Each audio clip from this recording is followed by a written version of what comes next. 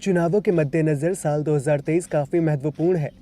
इस साल कई राज्यों के विधानसभा के साथ 3 राज्यों में 10 राज्यसभा सीटों पर भी चुनाव होने हैं। इस कड़ी में भारतीय विदेश मंत्री एस जयशंकर ने अपना नामांकन पत्र दाखिल किया है। एस जयशंकर ने गुजरात की गांधीनगर सीट को चुना है।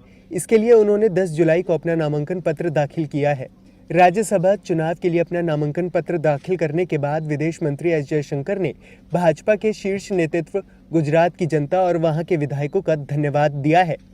जयशंकर ने कहा कि सबसे पहले मैं पीएम मोदी, बीजेपी नेतृत्व और गुजरात के लोगों और विधायकों का आभार व्यक्त करना चाहता हूं।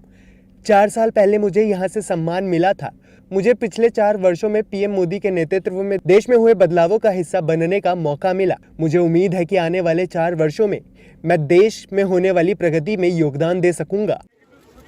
वहीं पश्चिम बंगाल की तृणमूल कांग्रेस यानी टीएमसी ने आगामी राज्यसभा चुनाव के लिए पार्टी प्रवक्ता ड्रेक ओब्राइन समेत 6 उम्मीदवारों के नामों की घोषणा की है। बता दें, चुनाव आयोग ने गोवा, गुजरात, पश्चिम बंगाल की 10 राज्यसभा सीटों पर चुनाव के कार्यक्रम की घोषणा कर दी है, जिसके तहत 13 जुलाई तक नामांकन किया जा सकता है और 10 सीटों के लिए 24 जुलाई को वोटिंग की जाएगी।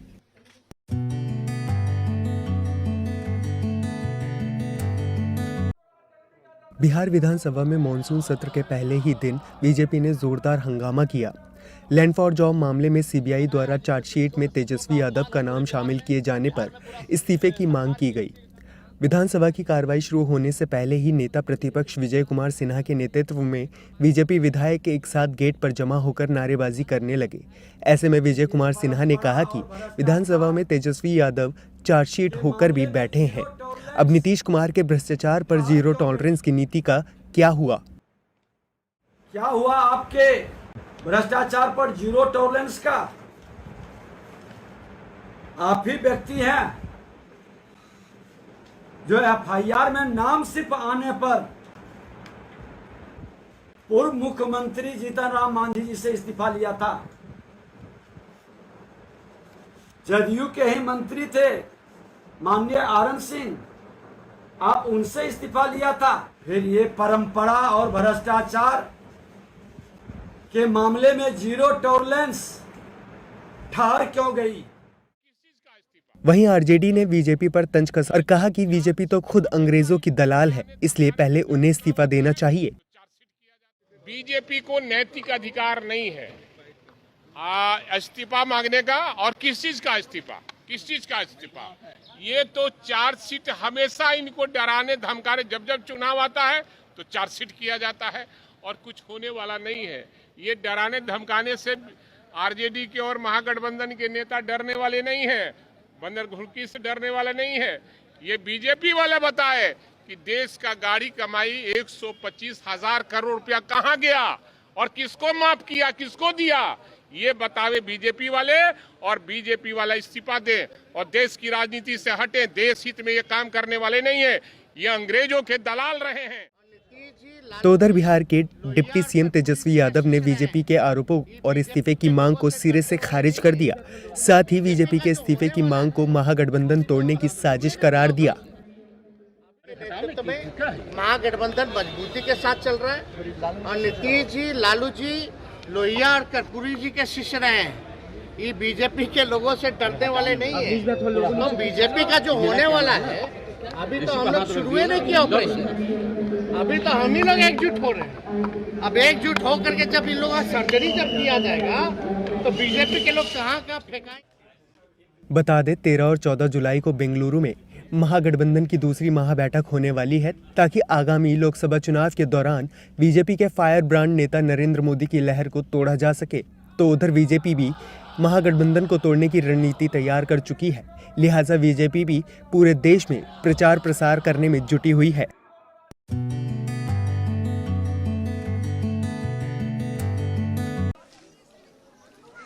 पश्चिम बंगाल में 19 जिलों के 697 मतदान केंद्रों पर 10 जुलाई की सुबह 7 बजे से पुनर्मतदान जारी है। इससे पहले मतपेटियों के साथ छेड़छाड़ के आरोपों और चुनाव संबंधी हिंसा में 15 लोगों की मौत के बाद इन केंद्रों पर पंचायत चुनाव के दौरान हुए मतदान को अमान्य घोषित कर दिया गया था। इन मतदान केंद्रों पर राज्य पुलिस के अलावा केंद्रीय बल के जवानों की तैनाती की गई है। बंगाल के ग्रामीण इलाकों की 73,887 सीट के लिए 8 जुलाई को हुए मतदान के दौरान मतदाताओं ने 61,636 पोलिंग बूथ पर वोट डाले। उन्होंने 2,06,000 उम्मीदवारों की किस्मत का फैसला किया। राज्य चुनाव आयोग ने 9 जुलाई की शाम को एक बैठक की, जिसमें वोट से छेड़छाड़ और हिंसा की खबरों पर गौर किया गया और फिर से प्रभावित बूथों पर चुनाव कराने का आदेश पारित किया। इस सबके बीच कांग्रेस के राष्ट्रीय अध्यक्ष मल्लिकार्जुन खड़गे ने बंगाल पंचायत चुनाव के दौरान हुई हिंसा की निंदा की। Violence I condemn because there should be a fair elections. Otherwise, there will be no democracy. वहीं पश्चिम बंगाल में कांग्रेस के प्रदेश अध्यक्ष और सांसद अधीर रंजन चौधरी ने पंचायत चुनाव में हिंसा को लेकर पश्चिम बंगाल की मुख्यमंत्री ममता बनर्जी पर निशाना साधा है। বাংলার মুখ্যমন্ত্রী এত মানুষ খুন করে আপনি কি মহান হবেন? এই বাংলার মুখ্যমন্ত্রী এই মানুষগুলোকে খুন না করলে কি আপনার মুখ্যমন্ত্রীর পদ চলে যেত? একটা পঞ্চায়েত নির্বাচনে 2-4টে সিট আপনি হারলেও আপনার তো মুখ্যমন্ত্রীর গদি চলে যেত না, কিন্তু আপনি একই কাজ করছেন। उधर बीजेपी नेता और केंद्रीय मंत्री स्मृति ईरानी ने भी हिंसा को लेकर कांग्रेस और पश्चिम बंगाल सरकार को आड़े हाथों लिया है। कि पश्चिम बंगाल में पंचायत के चुनाव में जिस प्रकार से लोकतंत्र की हत्या होते लोग स्वयं देख पा रहे हैं, जहां लोकतांत्रिक अपने मूल्यों को, अधिकारों को जताने के लिए लोग मौत के घाट उतारे जा रहे हैं, उसी टीएमसी की पार्टी के साथ गांधी परिवार गठबंधन कर रहा है। मेरा गांधी परिवार से विशेष ये प्रश्न है कि क्या उनसे हाथ मिलाना मंजूर है उन्हें, जो पश्चिम बंगाल में कहर मचा रहे हैं, मौत के घाट लोगों को मात्र इसलिए उतार रहे हैं क्योंकि वो वोट करना चाहते हैं। मौत का ये खेला श्री राहुल गांधी को क्यों स्वीकार है, ये प्रश्न उठता है। बता दें कि पश्चिम बंगाल में 8 जुलाई को पंचायत चुनाव के लिए हुए मतदान के दौरान हिंसा में कम से कम 15 लोगों की मौत हो गई, जिसके बाद से बीजेपी, सीपीएम और कांग्रेस लगातार राज्य की ममता सरकार पर हमलावर है।